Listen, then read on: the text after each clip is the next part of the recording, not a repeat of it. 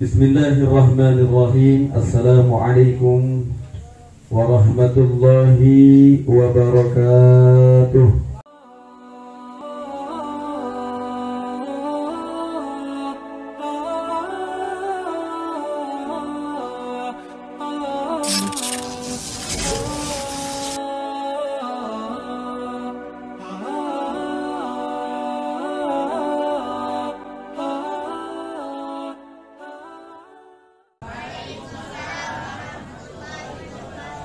Alhamdulillahilladzi farada alaina as-salatu was-siyam wa hadana ilal imani bihi wa dinil islam. Wa salatullahi wa minhu salam ala al-mustafa Rasulillah Muhammadin khairil anam wa ala tabi'in wa man tabi'ahu bisanin ila yaumil qiyamah. Asyhadu an la ilaha illallah wa asyhadu anna Muhammadan abduhu wa rasuluhu la nabiyya ba'dah. Allahumma salli ala sayyidina Muhammadin al-fatih lima ughriq wal khatimi lima sabaq nasiril haq bil haq wal hadi ila siratikal mustaqim wa ala alihi haqqa qadrihi wa miqdaril azim. Allahumma inna na'udzubika min adzabil qabri wa min syarri fitnatil mahya wal mamati wa min syarri fitnati masihid dajjal. Allahumma inna na'udzubika min adzabi jahannam wa ma yuqarrib ilaiha min qaulin wa amalin wa niyatin wa i'tiqadin. Allahumma inna nas'aluka ridhaka wal jannah wa ma yuqarrib ilaiha min qaulin wa amalin wa niyatin wa i'tiqadin. Allahumma inna na'udzubika min ilmin la yanfa' wa min qalbin la yahsha' wa min amalin la yurfa' wa min du'ain la yusma'.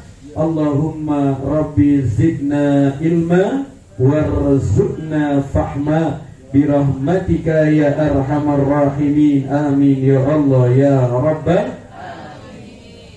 Alhamdulillah, puji syukur kita panjatkan kehadirat Allah subhanahu wa ta'ala di 10 awal bulan Ramadan. Saat ini kita masuk hari yang ke 10. Kita udah selesai ujian yang pertama. Di 10 hari pertama Allah berikan rahmat kepada kita. Amin. Mudah-mudahan kita semakin bahagia bersama dengan keluarga. Amin. Berkumpulnya kita, sahurnya kita, buka puasanya kita, menyajikan buka puasanya dan sahurnya kita, mudah-mudahan senantiasa mendapatkan rahmat dari Allah Subhanahu wa taala. Karena 10 hari yang pertama Allah memberikan rahmat kepada umat Nabi Muhammad ketika masuk daripada bulan suci Ramadan. Maka di awal 10 Ramadan pertama ini kita minta kepada Allah, semoga Allah jaga 10 Ramadan yang berikutnya. Semoga Allah tambah di 10 Ramadan yang akhir, sehingga di bulan suci Ramadan ini kita mendapatkan nikmat kemenangan, yaitu di saat kita menjalankan bulan suci Ramadan dengan penuh rahmat, ampunan, dan dihindari dari neraka jahanam. Semoga hajat dan semua keinginan kita dikabul oleh Allah. Yang sakit, yang ada usaha, yang ada ikhtiar, yang mau melaksanakan berbagai macam ikhtiar dalam pengobatan, semoga Allah kabulkan dan Allah mudahkan, Allah sembuhkan. Yang punya hutang dikirimin oleh Allah rizki yang banyak untuk melunasi hutang-hutang yang halal. Dan mudah-mudahan kita minta kepada Allah, keluarga kita dibahagiakan, diselamatkan di dunia dan di akhirat.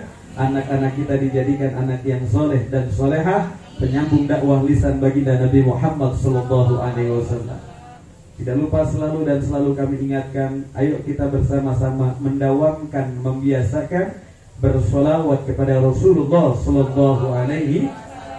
Semoga sampai kepada seluruh keluarganya, sahabatnya, tabi'in-tabi'atnya, kita umatnya, hingga kita kelak nanti mendapatkan syafaat di yaumil qiyamah. Dengan istiqomahnya kita, terus menerusnya kita bersolawat kepada Rasulullah sallallahu alaihi wasallam. Ma'asyiral muslimin wa jumratus sholihin rahimakumullah. Kalau kita berbicara mengenai urusan dunia, karena manusia di permukaan bumi ini pasti yang namanya dunia butuh. Yang namanya dunia butuh. Ada orang yang butuh makan, maka dia harus mencari di mana bisa mendapatkan makan. Ada orang yang butuh minum, maka dia harus mencari di mana sumber air untuk ia bisa minum. Dan kalau kita berbicara mengenai kebutuhan, maka tidak ada orang yang mau. Segelintir mungkin. Ada orang kerja nggak mau dibayar, ada nggak? Hah? Gak ada. Karena butuh. Dan ketika mau dibayar, ada transaksi dulu. Nggak sembarangan misalnya. Kerja nih di rumah saya rencananya mau masang keramik. Mau masang keramik. Itu ada tawar menawar. Sehari berapa kalau diborong? Kan gitu. Atau yaudah harian aja deh misalnya. Kan ada tawar menawar. Begitupun sama kalau minta diantara ibu-ibu rumah tangga. Saya mau nyuci di rumah ente. Kira-kira per harinya berapa kalau saya nyuci di rumah ente? Kalau saya ngepel, kalau saya nyapu, rapin rumah ente, gajinya berapa sebulan? Itu kan ada tawar menawar, ada keputusan, ada kesepakatan. Kenapa? Karena kita kerja untuk dibayar. Gak ada orang kerja pengen digratisin. Ya, mudah-mudahan saya nih. Saya lagi kerja ini. Ya, kamera banyak. Ya, tapi lagi digaji sama Allah. Amin. Ya Rabbal. Sama ibu-ibu juga lagi kerja. Kerja ngapain? Kerja biar ketahuan di sini ada yang ngaji, sehingga datang ke sobat ini. Amin ya Rabbal. Tapi ada nggak yang gaji? Ngapain mau ke sini? Karena cari. Ayo kita kembali lagi. Nggak ada orang yang bekerja dalam urusan dunia nggak dibayar. Nggak ada. Mereka semua pengen dibayar. Dan kalau sudah ada perjanjian, kau kayak bayar setiap hari Kamis, maka setiap hari Kamis dia gembira, senang. Kenapa? Utang hari Senin belum dibayar, Selasa belum bayar. Udah diatur nih. Ketawa gua nih. Jangan-jangan dia pulang dari Kerawang habis dari. Oh, banyak. Nyampe buat lebaran ya. Masya Allah, mau beli kapal. Setiap ditanya, Abah Ecem mana? Wah, lagi mau beli itu kereta. Masya Allah. Jadi kalau ada orang yang bekerja dalam urusan dunia, baik itu urusan rumah tangga ataupun bangunan dan lain sebagainya, mereka di sawah, mereka di ladang, mereka menanam sesuatu, kemudian mereka punya majikan, mereka punya atasan, tujuan mereka adalah digaji. Dan setiap ada kesepakatan, saya gajinya setiap hari Kamis, maka setiap hari Kamis pasti dia senang. Apalagi istrinya, mau gajian, udah diatur tuh. Suaminya pulang ke rumah pokoknya tahu bersih. Nah, selesai dah. Nanya lagi, mana duit yang kemarin? Ya udah kan Senin buat ini. Besoknya kerja lagi. Terus begitu setiap hari, begitu kehidupan kita dalam urusan dunia. Nggak selesai, tapi itu kebutuhan harus kita penuhi, harus kita lakukan. Yang dagang jualan cabai, ya, yang jualan bawang, macam-macam dilakukan. Itu tujuannya apa? Biar ada gajian, biar ada kehidupan, biar kebutuhan selesai. Begitupun sama kalau kita kembali dengan urusan dunia saja kita butuh, Allah Subhanahu wa Ta'ala lebih dahsyat memberikan kepada kita janji-janji daripada Allah Subhanahu wa Ta'ala. Ada nggak pemborong yang mengkhianati tukangnya? Banyak. Ya. Kenapa? Karena pemborong terima duit duluan. Ya. Tapi si tukang belakangan. Duitnya udah masuk semua ke pemborong. Tukang sampai dengan akhir bulan gak digaji-gaji. Gak digaji kan? Gaji. Mau marah sama siapa? Orangnya gak ada. Mau melaporkan ke polisi, gak percuma, kita harus keluar uang. Pada akhirnya apa? Lulus dada, hanjakal orang gawe kemana? Selesai. Tapi tidak dengan Allah. Allah gak kayak gitu. Allah gak akan bohongin siapapun yang ketika di dunia bekerja dengan cara ibadah. Oh, kalau begitu saya bekerja, saya ibadah, saya sholat, itu bekerja. Pada hakikatnya adalah kita akan mendapatkan apa yang kita lakukan di permukaan bumi ini. Kita ngambil batu karena takut orang keseludak, kepladuk, ya, tandung, kegatruk.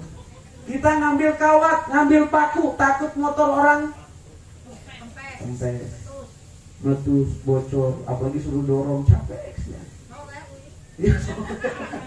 Curhat mulu. Jadi kalau kita diantaranya melakukan sesuatu yang kecil saja kita lakukan karena Allah, nanti Allah kasih semuanya yang kecil itu. Diganti sama Allah, dibayar sama Allah. Dan Allah gak akan bohongin. Tapi subhanallah, beratnya minta ampun. Karena kenapa? Gak ada wujudnya, gak ada kenyataannya. Mana nyatanya? Mau kehirup deh, bisa itu. Jadi kalau kita sekarang ini melakukan ibadah, mengerjakan sesuatu, apapun yang kita lakukan, jangan pernah takut gak akan digaji, gak akan dibayar oleh Allah, akan diganti oleh Allah Subhanahu Wa Taala. Sebagaimana kita yakin, sebagaimana kita bekerja, sebagaimana kita menjadi pembantu ibu rumah tangga misalnya, kita melakukan itu yakin digaji oleh majikannya, walaupun terkadang gak sesuai. Gak sesuai. Pagi, siang, sore, malam, dia nyuci, dia maju, wah macam-macam. Dengan harapan, oh nanti akhir bulan 500.000 nih, alhamdulillah ya Allah 500.000. Nggak taunya akhir bulan 200.000. 200, besok balik lagi enggak? Oh enggak. Ya enggak setik. Ini juga di sawah saya dapat segitu mah, gitu. Kenapa? Karena kita membandingkan dalam urusan dunia. Udah gitu, mohon maaf, kalau kita berhubungan dengan manusia, kalau kita berinteraksi dengan manusia, bekerja dengan manusia, terkadang manusia yang kita jadikan atasan jengkelin. Kerja udah capek, nggak tepat. Diomelin aja. Terus balik, kajen trigaji. Kenapa? Karena kita berinteraksi, berhubungan dengan manusia. Tapi kalau dengan Allah, walaupun kita males-malesan sholat tarawih, Allah tetap digaji sama, diganti sama Allah, diberikan pahala sama Allah Subhanahu Wa Taala. Amin ya Rabbal. Tapi jangan nanti malam dipraktekin. Ya. Alhamdulillah. Maka dari itu ayo kita mulai. Dimulai hari ini 10 Ramadan yang pertama. Mudah-mudahan kita udah menang. Amin. Karena 1 hari pertama perjuangan kita, 10 hari yang kedua perjuangan. Sekarang ini 10 hari yang kedua, ini perjuangan kita lagi.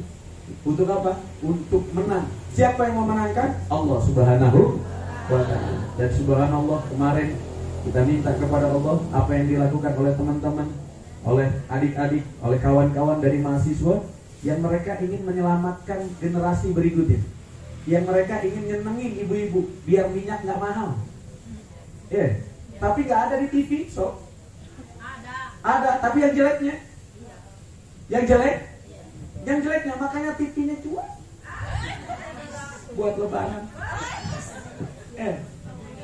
Jangan, udah nggak percaya, jangan percaya sama berita-berita di TV, nggak usah, nggak penting. Yang penting mana? Kalau punya Facebook, lihat Facebook.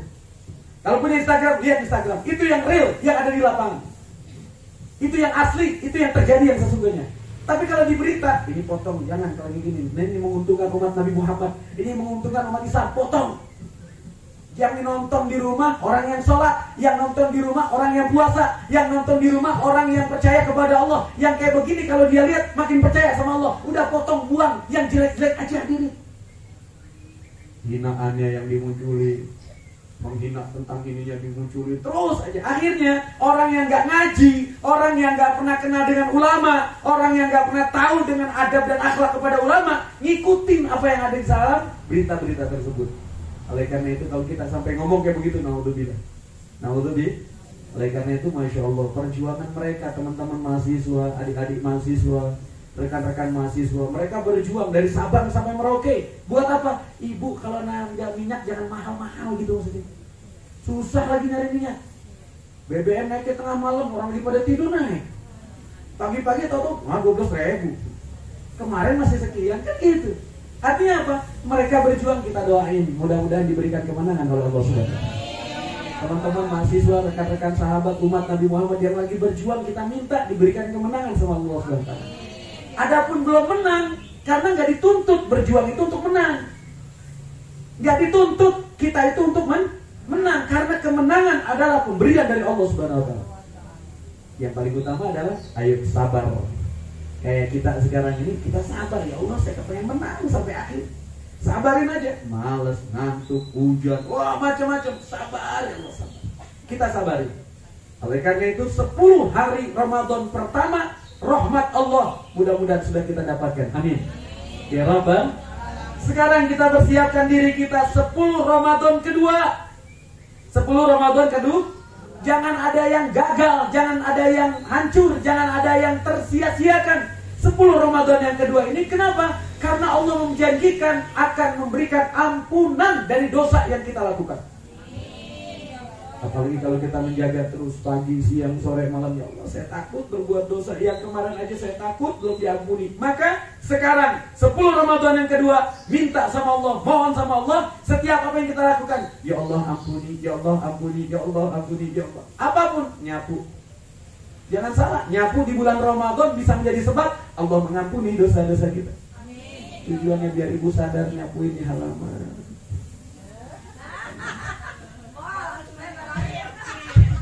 Ya, cuman nggak pernah peka ibu-ibu ya.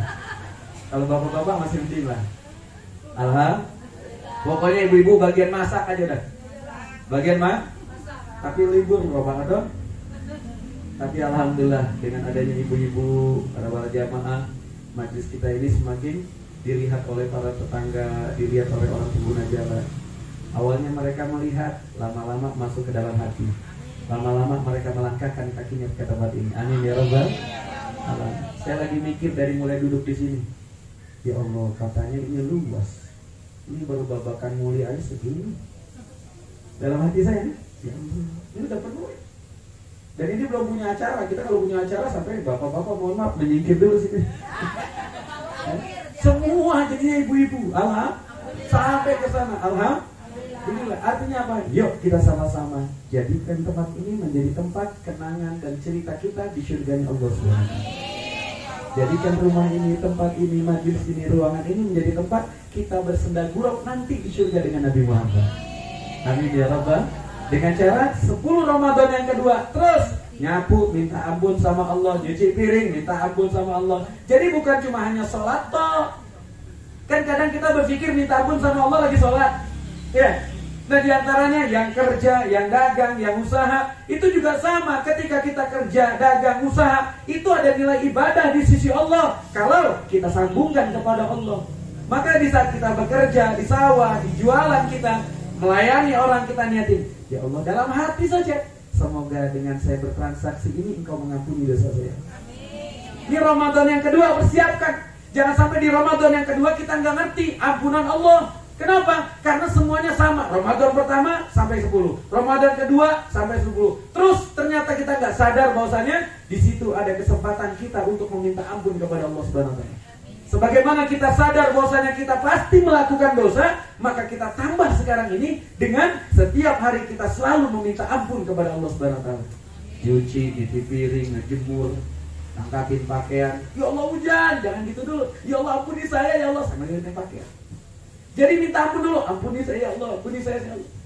Masuk 10 Ramadan yang kedua ini, perbanyaklah kita meminta ampun dari dosa yang kita lakukan.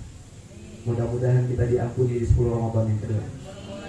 Mudah-mudahan kita terus memperbaiki diri kita di dalam melakukan kebaikan-kebaikan kepada Allah Subhanahu wa ta'ala. InsyaAllah kita lanjutkan kembali di pertemuan yang akan datang agar kita memaknai daripada 10 Ramadan yang kedua ini mendapatkan ampunan daripada Allah Subhanahu wa ta'ala. Wallahu a'lam bishawab. Ma'asyiral muslimin wa jumu'atus sholihin rahimakumullah. Kita lanjutkan belajar membaca daripada larangan guru tercinta Buya Yahya, tips sukses di bulan suci Ramadan. Kita sudah sampai pada lubang yang kedua, yang apabila kita lakukan akan membatalkan puasa. Lubang yang pertama mulut dengan beragam hukumnya. Ada yang sunnah, ada yang batal, ada yang mubah, ada yang makruh. Yang kedua adalah hidup. Bismillahirrahmanirrahim. Qala musannif rahimahullah ta'ala wa nafa'ana bihi wa bi ulumi fid din wa dunya wal akhirah fi darain amin ila anqa. Hal-hal yang membatalkan puasa terkhusus di saat kita melakukan sesuatu ke dalam salah satu 5 lubang. Yang kedua yaitu lubang hidung. Memasukkan sesuatu ke dalam lubang hidung membatalkan puasa. Pertanyaannya, batasannya sampai di mana bisa jadi batalnya puasa kita? Batasan dalam lubang hidung adalah bagian yang jika kita masukkan, air akan terasa panas dan pedih. Pernah nggak ibu masukin air ke hidung terus kemudian keluar air mata? Ya, pernah ya? Lagi kumur misalnya, masuk keluar air mata, nah itu batal. Ya, itu batal. Atau misalnya mohon maaf, ada sesuatu yang nyangkut, ya, nyangkut di dalam, di sini nggak bisa, di sini nggak keluar. Air dicongkel ke dalam, keluar air mata, batal. Batal. Jadi batasan dalam lubang hidung adalah bagian yang jika kita masukkan air akan terasa panas dan pedih. Kan keluar air mata pedih banget. Pedih kalau udah masuk ke sini dulu. Ya. Kalau bahasanya apa sih kalau Sunda itu? Bukan kalau masuk ke ini. Kayak keseglok. Keseglok. Benar enggak? Keseglok. Kalau di sini bahasanya tersengat. Gitu. Ya, tersengat, yaitu hidung bagian atas yang mendekati mata. Yang mendekati mata. Jadi kalau sudah mendekati mata kemudian sampai keluar air mata, perih, pedih itu kerasa, batal. Panas. Ya, itu Adapun hidung di bagian bawah yang lubangnya biasa dijangkau jemari saat membuang kotoran hidung, apa? Korong. Gak ada yang lihat nih. Ya kan gitu. Biasanya kalau zaman sekolah anak-anak santri sekolah terus di bawah meja. Ya. Nah, sesuatu yang membuang kotoran di hidung jika kita masukkan ke sesuatu ke bagian tersebut, hal itu tidak membatalkan puasa. Karena gak akan perih. Asal jangan pakai bujari, gak mau. Gak masuk. Ya, jadi yang lubang yang kedua yaitu apa? Hidung. Kalau ciri kita batal puasa kalau terasa perih sampai bisa keluar air mata. Ya, kalau cuma hanya perih sama pedih aja gimana? Sama kan? Ya, kan nggak keluar air mata, sama kan kerasa perih, kerasa pedih, batal. Ya, iyalah batalnya gitu doang. Tanggung minum. Ya, jangan kalau bisa, ya. Maka jangan sampai kita bermain-main dengan itu. Ya, jangan sampai kita bermain-main dengan hal yang demikian. Yang ketiga, lubang yang ketiga setelah mulut, setelah hidung, yaitu telinga. Menjadi batal jika kita memasukkan sesuatu ke dalam telinga kita. Mana maksudnya? Maksudnya di dalam telinga kita adalah bagian dalam telinga yang tidak dijangkau oleh jari kelingking. Kalau pakai kelingking udah mentok nih, pakai kawat, pakai kawat. Linggis lebih gede lagi. Pakai kelingking aja nggak kuat linggis. Ya. Nah ini kalau kita pakai kelingking nih, nggak batal kalau kita gini, nggak batal. Tapi kalau kita menggunakan alat agar lebih kecil dari kelingking kita masukkan ke dalam untuk membersihkan telinga kita, maka itu bisa membatalkan puasa. Makanya udah cukup, nggak nyampe, udah, ya baru segini. Ini rasanya ada lagi di dalam, biarin. Nanti mau buka baru pakai katen bat. Kalau buka baru pakai katen bat. Atau mandi subuh. Ya, tapi mandinya jangan setelah subuh, mandinya sebelum subuh. Ya. Jadi memasukkan sesuatu ke bagian yang masih bisa dijangkau oleh jari kelingking, hal itu tidak membatalkan puasa, baik yang kita masukkan itu adalah jari tangan atau jari yang lain. Artinya pinjam suami koreksi. Ya, saking mesranya nih. Kenapa sih gatel ada sebut kayaknya. Ya. Akan tetapi kalau kita memasukkan sesuatu melebihi dari bagian yang dijangkau jemari kita, seperti korek kuping, katembat, ya, atau air, ya, kan kadang kita ada sesuatu nih, masukin air sampai bunyi kecuk-kecuk gitu tuh, ya. Hal itu membatalkan puasa. Ini akan banyak pendapat dari para ulama-ulama yang berbeda pendapat, ya. Ada pendapat yang berbeda, yaitu pendapat yang diambil oleh Imam Malik dan Imam Ghazali dari mazhab Syafi'i. Memasukkan sesuatu ke dalam telinga tidak membatalkan puasa. Akan tetapi lebih baik dan lebih aman jika tetap mengikuti pendapat kebanyakan para ulama, yaitu pendapat yang mengatakan bahwa memasukkan sesuatu ke lubang telinga adalah membatalkan puasa. Itu yang keberapa, Bu? Yang ketiga. Yang keempat, yang membatalkan puasa yaitu, mohon maaf, ini majelis mulia, tapi harus kami sampaikan, memasukkan sesuatu ke alat lubang air kecil. Ya, jadi kalau ibu-ibu atau bapak-bapak itu jangan sampai bersihinnya pakai korek kuping. Saking apa? Biar bersih, batal. Udah cukup, ya, cukup dibasuh, cukup diusap, selesai sudah. Jangan memasukkan sesuatu ke alat lubang air kecil. Ya, ini majelis mulia, tidak boleh kita menjadikan ini gurauan atau bercanda. Kemudian yang ke-5, dari lubang belakang, alat buang air besar. Ya, subhanallah, mohon maaf, ini majelis mulia. Kita misalnya nggak bisa buang air besar, dipaksa disodok-sodok misalnya. Biar apa? Biar keluar misalnya, batal. Ya, batal. Tapi kan saya perutnya sakit, biar saya bisa buang air besar, makan paya aja, makan paya sahur. Ya. Jadi makanya kenapa sih anak santri itu harus ada buah bukanya, ada buah sahurnya, biar pencernaan si anaknya baik. Ini 10 hari nggak makan buah, nanti nggak bisa buang air, dia repot.